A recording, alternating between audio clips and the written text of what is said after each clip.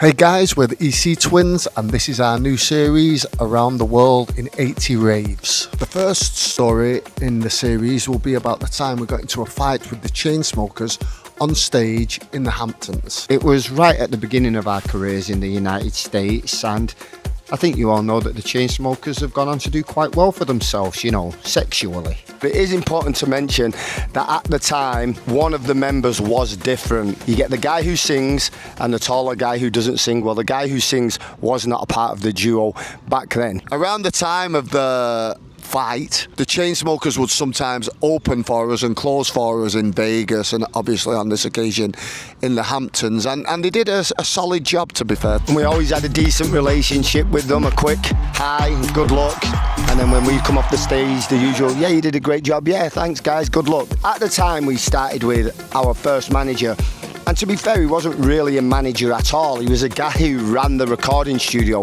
that we were producing out of. And he was older, and he didn't know anything about house music or electronic music. In fact, he'd been a producer for acts in the 80s. He was older.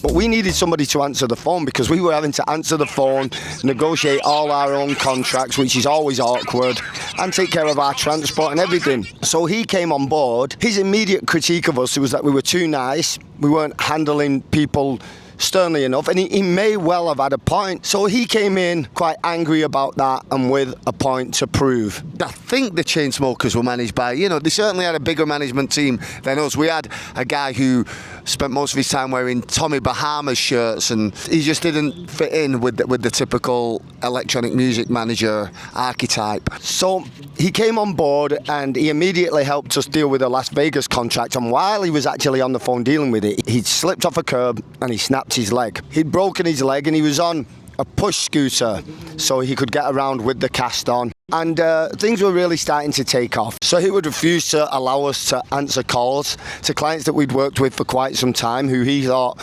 was exploiting us a little bit, and he got us a proper tech rider to make sure we had all the correct equipment. I remember him saying that we had to be a little more rude, we had to not talk to everybody in the way we do, and we decided we could never do that, but we did concede that perhaps asking for more than what we were being given would be a decent idea, and perhaps we weren't being respected in the same way as some of the other acts with proper managers. So he did a pretty good job of being a bit of a dick, which is what we needed. He felt that we were earning a lot of money for a lot of people, and perhaps we weren't getting the treatment that the other DJs were getting. That wasn't important to us. All that's important to us is the show. But it was important to him, and again, he had a point. So on this occasion, it was our first time in the Hamptons, and we didn't really know what to expect. We'd heard of the Hamptons, I summer in the Hamptons, all that bullshit. But the Hamptons is known for being a hotspot for the rich and famous during the summer. And we thought, we've made it. We're like the fucking Beverly Hillbillies. When we arrived there, we expected big, fancy 5-star resorts, and instead it was kind of these motel looking places, really. So the driver picks us up and takes us to the motel, and we walk in, we're like, we had one room between 3 of us. So immediately our manager hits the fucking roof. We're only concerned about the gig, that's all we are concerned about. But of course we're not stupid, we don't want to be taken advantage of. When 3 fully grown men are supposed to share a double bed, and I'm pretty sure that's not how Tiesto was being treated. And I remember our manager saying to the driver, he said, take me to the best hotel in town now. We were cringing in the back of the car. He then proceeded to pick up the phone to the guy who'd booked us and bawl him out and turn to us and say, you guys do not say a word when they turn up. Don't do your usual and be all friendly with them. They're not your fucking friends. You two shut the fuck up and let me deal with this. So we're like, okay, that's what we'll do then. Our only concern is that the show sold out, and it was. So we were happy enough. I do remember turning up. Our manager turns around and said, right, you two, shut your fucking mouths. Do you remember the club owner? I don't know who was the club owner. I don't know who he was. We arrive at the venue and a guy comes out the venue, and I remember this guy being a very particular type of guy. He came out of the club. We stayed in the limo. Our manager got out and this guy comes out the club, and the door opened. You could smell brute, and his buttons on his shirt were down to like his waist. He had a big hairy chest, a medallion, a goatee beard out of the 90s, and a kind of quiff. That's how I remember him. I maybe I remember him like that too. You do remember him like that? Yeah. I just remember as soon as we saw him, our manager was sat in the car with us, and he said, even from here, I hate this guy. Words to that effect. Yeah. And after that, he closed the door, and we were in the car looking through the window, could see our manager screaming at him, and we're like, oh my God, this is going to be so uncomfortable. Our manager came, got us out the car, and we had to walk past everybody with our heads down, because we'd been told not to talk to them, and we walked into the club, and we pretty much immediately went on. Yeah, we saw the Chainsmokers and we did the usual, you know, probably gave them a little hug and hey guys, how's it going? You know, we like the guys. So we go on, we're performing, everything's going smoothly, the crowd's dancing, and you know, we're going wild, and I noticed my brother's soaked with sweat, completely soaked. I'm like, why am I particularly hot tonight? And suddenly the crowd started to leave. Just at first, one or two people started to leave, then more, and I turned to my brother, I say, look, I think I'm fucking up, man. Like, I've gone in the wrong direction, they don't like it. And I thought, God, we're fucked, we're real shit in the bed tonight. Why isn't it working tonight? We're completely confused. And at about that time, in amongst all this, our manager's scooter kind of goes flying, and he appears to have a bunch of guys. I remember him with a walking stick as well, hitting them like Yoda. But was that true, or have I just imagined that? He's on the floor hitting them with a walking stick. Yeah, we think we're emptying the dance floor, we think we're bombing, now we think we're getting jumped. He's, you know, just upset everybody, and maybe the security's all teamed up with all the staff and they're just going to jump us. So we just start swinging because we think, okay, we've got to fight our way out of it, we're getting jumped. So one particular guy was on top of our manager hitting him, and I drag him off my manager. I remember trying to get out the DJ booth, and I still had my headphones around my neck, and they were choking me and they were plugged into the mixer. Anyway, when we were fighting, I suddenly recognised the guys. I'm like, wait a minute, this is the fucking Chainsmokers. So I get off the guy, I'm like, what the fuck's going on, bro? Like, why are you fighting me? And we all get dragged apart. The fight gets broken up. I don't really remember how. I just remember 100 guys and me standing in the middle like Bruce fucking Lee. Yeah, somebody retold us a story like it was this big, you know, action movie, Jean-Claude Van Damme. Certainly was not. It was probably looked like a couple of women swinging handbags at each other, but it happened. And then we tried to play again. I think the security came over and said the AC wasn't working. The heat had triggered the fire alarms. The fire service had showed up and emptied the club out. So that's why everybody was leaving. That's why we were so hot. And if you remember, there was that alarm going off as well. The light, yeah. Well, which we just thought was part of the production. It was all a blur. I don't really remember getting in the car, but I do remember walking out, picking our manager up and going, what the fuck happened? What happened? What the hell was that? Because the whole start of the show, he hadn't been the warmest of guys to them. And he said, I don't know, they just wanted to attack you. We just constantly asked again and again, why? Yeah. I thought we were cool.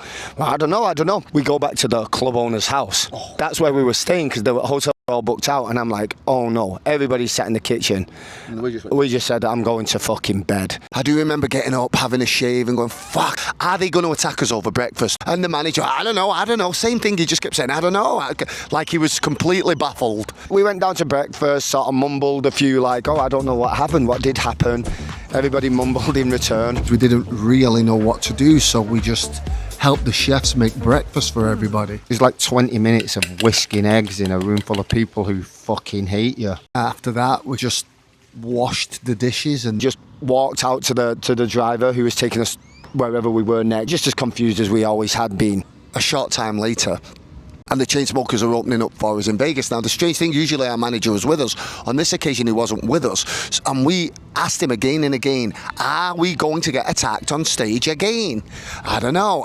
We're like, oh, fuck, just forget about it. Hopefully it doesn't happen again. But hey, keep your head on a swivel. So at this point, one member has clearly been replaced, and the guy who became the singer, he is now there in his place. The taller guy came over and he said, I'm so sorry about what happened in the Hamptons. It's actually my partner, we got rid of him. Yeah, like, okay, cool, yeah, what the hell was that? He said, oh, it was his fault.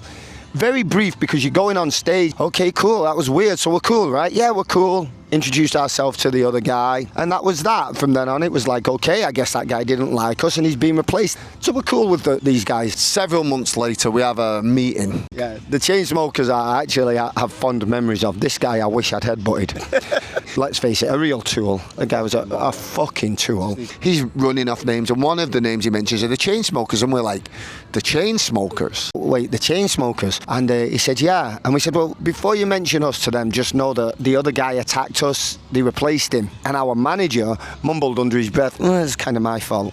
That's how I remember it, and clocking that and going, wait, we're not having this discussion here, but that's quite pertinent information. And I remember walking out this meeting with a fucking tool. And I walked outside and I said to our manager, wait, what did you say when he mentioned the Chainsmokers? And he said, well, yeah, that was kind of my fault. And I said, how?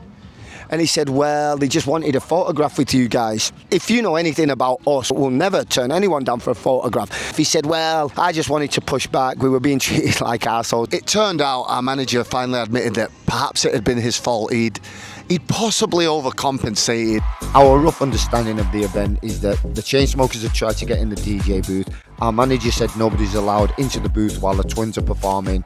The typical battle of egos, and it all kicked off. He felt that we'd been too nice to the industry and put ourselves in a position where we weren't being treated right. We'd walk into a green room and every other act would have champagne and vodka and fucking socks and t-shirts and all kinds of shit. M&Ms, and me and Mark would have nothing. Our manager did have a point. However, maybe that night he just got a wild hair up his ass. So I'm sure the Chainsmokers, or what's left of them, remembers that differently. But yeah, I think we're cool with them now. I don't think we've really thought about the incident much since it happened, but there have been occasions where we've come across the Chainsmokers. One particular time springs to mind where we arrived at a launch of a new club in Los Angeles, and the club owner invited us to his table and proceeded to introduce us to his other guests. He said, hey, I'd like you to meet Guy Manuel. He was one of the members of Daft Punk. Nice to meet you. This is Tiga, the techno DJ. Nice to meet you. This is the Chainsmokers. We'll get our coats. Gentlemen, this wasn't actually going to be the first story we tell you, but we thought this is a good baby step to walk you into some of these stories. This story seemed quite harmless, a nice place to start our Around the World in 80 Raves series. We look forward to seeing you soon for another story of backstage and on the road antics in Around the World in 80 Raves.